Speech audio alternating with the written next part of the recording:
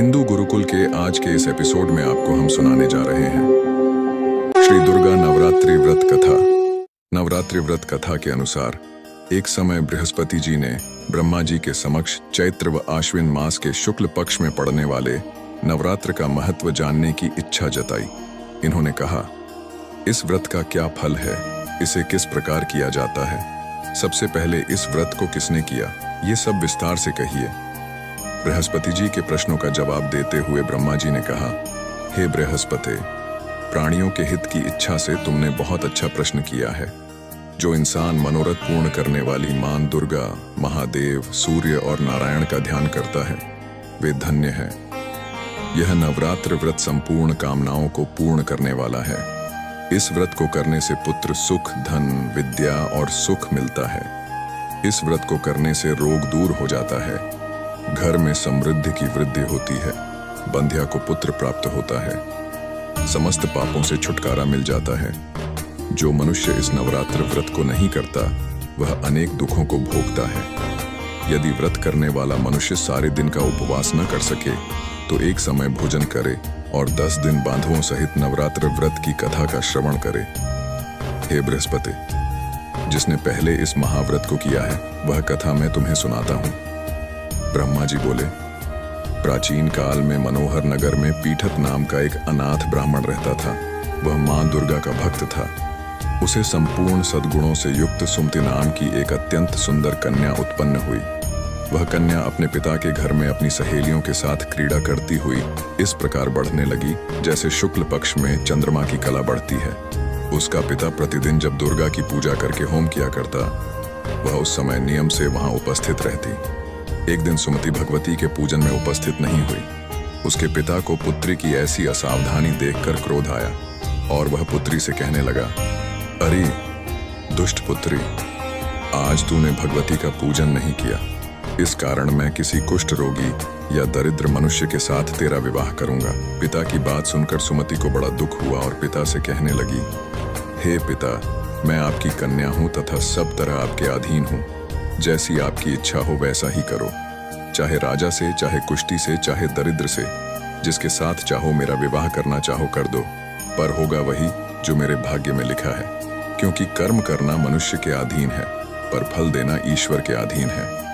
कन्या के निर्भयता से कहे हुए वचन सुन उस ब्राह्मण ने क्रोधित हो अपनी कन्या का विवाह एक कुष्टी के साथ कर दिया और अत्यंत क्रोधित हो पुत्री से कहने लगा, हे पुत्री, अपने कर्म का फल भोगो, देखें भाग्य के भरोसे रहकर क्या करती हो।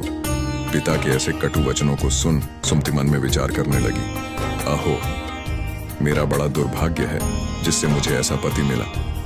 इस तरह अपने दुख का विचार करती हुई वह कन्या अपने पति के साथ वन में चली गई और डरावने कुशायुक्त उस निर्जन वन में उन्होंने वह रात बड़े कष्ट से व्यतीत की। उस गरीब बालिका की ऐसी दशा देख देवी भगवती ने पूर्व पुण्य के प्रभाव से प्रकट हो सुमति से कहा, हे दीन ब्राह्मणी, मैं तुझसे प्रसन्न हूँ, तुम जो चाहो सो वरदान मांग सकती हो। भगवती दुर्गा का यह वचन सुन ब्राह्मणी ने कहा, आप कौन हैं, वह सब मुझसे कहो। ब्राह्मणी का ऐसा वचन सुन देवी ने कहा कि मैं आदि शक्ति भगवती हूँ और मैं ही ब्रह्म विद्या सरस्वती हूँ। प्रसन्न होने पर मैं प्राणियों का दुख दूर कर उनको सुख प्रदान करती हूँ। हे ब्राह्मणी, मैं तुझ पर तेरे पूर्व जन्म के पुण्य के प्रभाव से प्रसन्न हूँ। तुम्हारे पूर्व जन्म का वृतांत सुनाती हूँ, सुनो। तू पूर्व जन्म में निषाद की स्त्री थी और अति पतिव्रता थी। एक दिन तेरे पति निषाद ने चोरी की। चोरी करने के कारण तुम दोनों को सिपाहियों ने पकड़ लिया और जेल खाने में कैद कर दिया। उन लोगों ने तुझको और तेरे पति को भोजन भी नहीं दिया। इस प्रकार नवरात्र के दिनों में तुमने न तो कुछ खाया और न जल ही पिया। इस प्रकार 9 दिन तक नवरात्र का व्रत हो गया। हे ब्राह्मणी, उन दिनों में जो व्रत हुआ, इस व्रत के प्रभाव से प्रसन्न होकर मैं तुझे मनोवांछित वर देती हूँ। तुम्हारी जो इच्छा हो सो मांगो। इस प्रकार दुर्गा के वचन सुन ब्राह्मणी बोली, अगर आप मुझ पर प्रसन्न हैं तो हे दुर्गे, मैं आपको प्रणाम करती हूँ। कृपा करके मेरे पति का कोढ़ दूर करो। देवी ने कहा, उन दिनों तुमने जो व्रत किया था उस व्रत का एक दिन का पुण्य पति का कोढ़ दूर करने के लिए अर्पित करो। उस पुण्य के प्रभाव से तेरा पति ठीक हो जाएगा। इस प्रकार देवी के वचन सुन वह ब्राह्मणी प्रसन्न हुई और पति को निरोग करने की इच्छा से जब उसने तथास्तु ठीक है ऐसा वचन कहा, तब उसके पति का शरीर भगवती दुर्गा की कृपा से कुष्ठ रोग से रहित हो गया। वह ब्राह्मणी पति को देख देवी की स्तुति करने लगी। हे दुर्गे, आप दुर्गति को दूर करने वाली, तीनों लोकों का संताप हरने वाली, समस्त दुखों को दूर करने वाली, रोगी मनुष्य को निरोग करने वाली, प्रसन्न हो मनोवांछित वर देने वाली और दुष्टों का नाश करने वाली जगत की माता हो।